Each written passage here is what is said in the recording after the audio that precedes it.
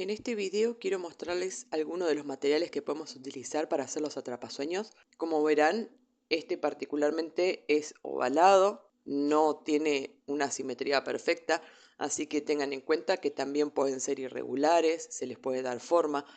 Este aro es de mimbre, que son de mis favoritos, pero en el lugar donde vivo no hay librerías artísticas grandes donde los pueda conseguir, así que yo voy a utilizar materiales reciclados. Pero quiero que vean la cantidad de opciones que tienen.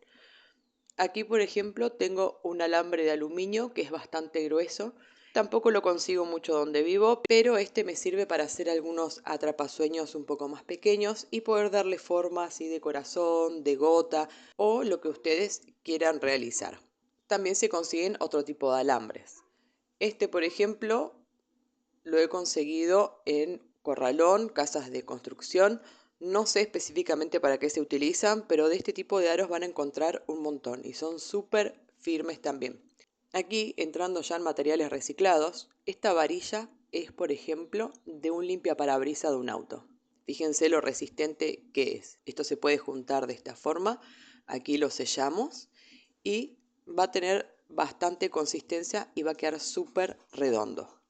Lo que voy a utilizar para los tutoriales es esto, PVC, es un caño que se utiliza también para la construcción, es súper resistente y es un material que se consigue en todos lados.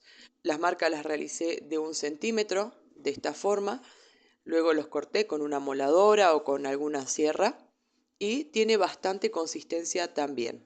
El diámetro es de 11 centímetros y de unos 10 centímetros de caño podemos sacar 10 aros. Este material está bueno porque también se consiguen en distintos tamaños, pueden ser algunos más chicos o mucho más grandes. Eso entre un montón de otros materiales que se pueden utilizar para el aro. Con respecto al hilo, este que les muestro está hecho con hilo encerado, que es el hilo que se utiliza para macramé normalmente. A mí me gusta utilizarlos por ahí para patrones sencillos, pero para algunos tejidos más específicos me gusta utilizar otro tipo de lanas o hilos.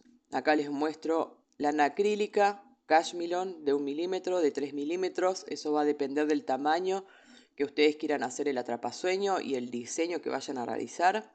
También tienen otras opciones como hilo chino o hilo de seda, yute, hilo de algodón. Eso ustedes lo pueden ir variando. Vamos a tratar de, en los tutoriales, ir trabajando con distintos materiales para que ustedes vean los resultados que van quedando. Cada uno le va a aportar su propia esencia y eso va a hacer que el trabajo final quede diferente, por más que el patrón de tejido sea el mismo. También, en este caso que es un tejido básico, yo por ejemplo le coloqué semillas. No siempre vamos a estar agregando este tipo de accesorios, a veces los tejidos quedan tal cual están, pero también pueden agregarles piedras, cuentitas, perlas, maderas, semillas, todo lo que a ustedes se les ocurra, lo mismo que para las terminaciones. Bien, se pueden colocar caracoles, plumas, ¿sí? La idea también es que más allá del tejido ustedes puedan intervenir su propio atrapasueño con lo que a ustedes les guste o el lugar donde están y los recursos que puedan conseguir allí.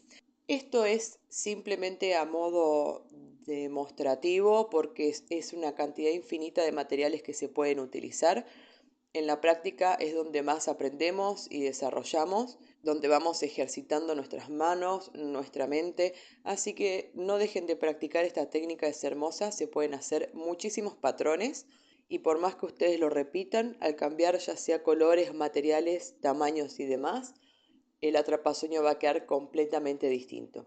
Así que denle su toque, aprovechen a experimentar con esto.